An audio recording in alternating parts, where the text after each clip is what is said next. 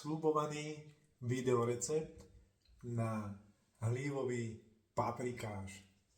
Poďte si ho so mnou pripraviť.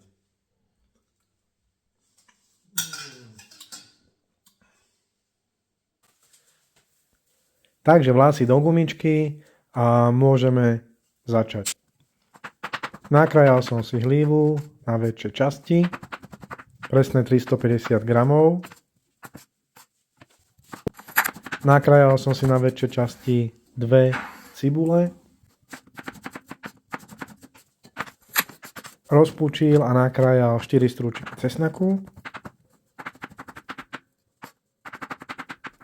V rozpálenom hrnci roztopím veľkú lyžicu bravčovej masti.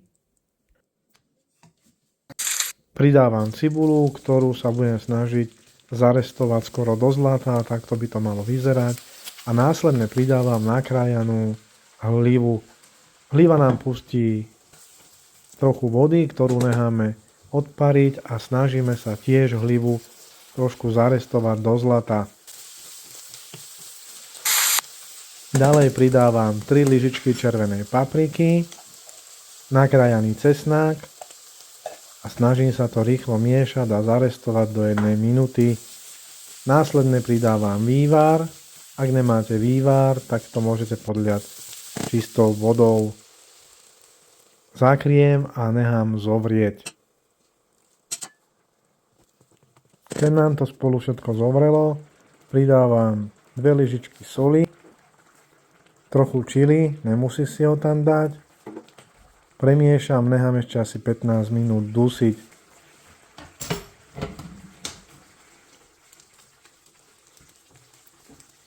A pridávam 250 ml smotany na šľahanie, 33%, v ktorej som rozrobil 1 lyžicu hladkej múky. Ďalej pridávam 1 lyžičku petržlenovej vnati. Ja už som nemal čerstvú, tak pridávam sušenú. Premiešam a nechám asi 15 minút prejsť varom. Hlívový paprikáš si môžete naservírovať takto s nokedlami. Ja si ho dávam s chlebíkom alebo si dajte kľudne knedlu. Ďakujem za like a prípadný follow.